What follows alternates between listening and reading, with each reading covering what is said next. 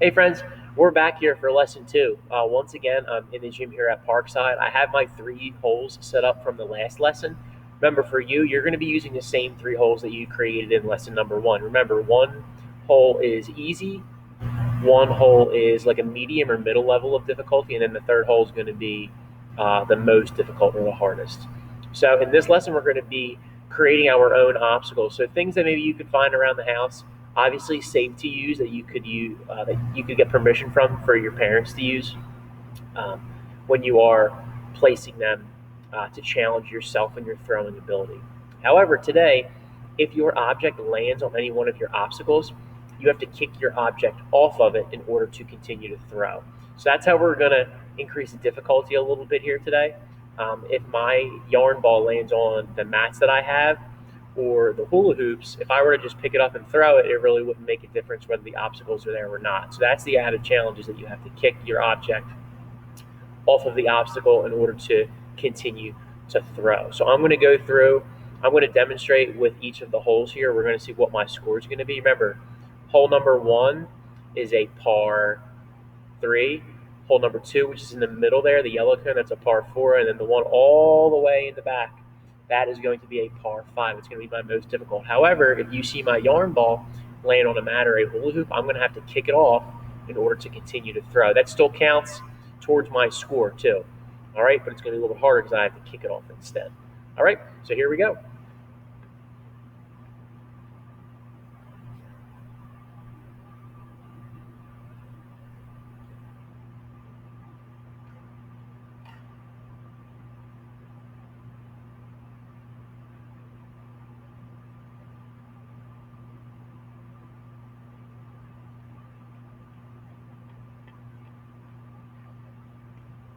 So for my first hole there, you can see that when it landed inside the hula hoop, I did have to kick it out. So if your object lands on the obstacles that you have put out, you do have to kick it out. Once your object is free and out of the obstacles, you can then go back to throwing. But remember, you're adding up your score as we go along here.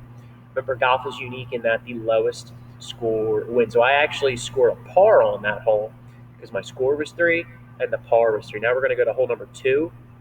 We're going to see how I do. Remember, hole number two is like a medium level of difficulty, and that is going to be a par four. So I'm looking to get my yarn ball in four throws or fewer. So here we go.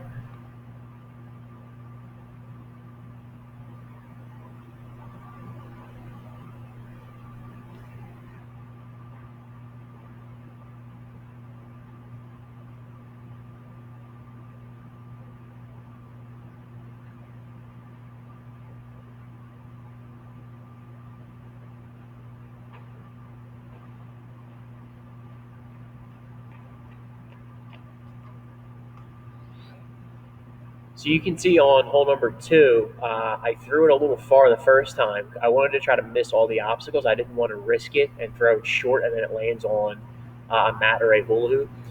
However, when I went to go throw it again, I missed. So I kept getting a higher score because I threw it past my target initially. So golf is all about knowing where your target is, all right?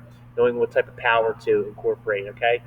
Hitting it the right distance, hitting the ball in the right direction, all right? So a lot of different things that you have to take into consideration. There's also a lot of mental calculations that golfers have to make in their head, such as how they're standing, how fast they're swinging their club. There's actually a lot of science in the game of golf, which is pretty cool. So if you enjoy science or even math and you like numbers, golf is certainly going to be an activity for you. We're going to move into now the third and final hole. It's going to be my par five. So we're going to see how I do. Remember, par five is going to be the most difficult out of all of them.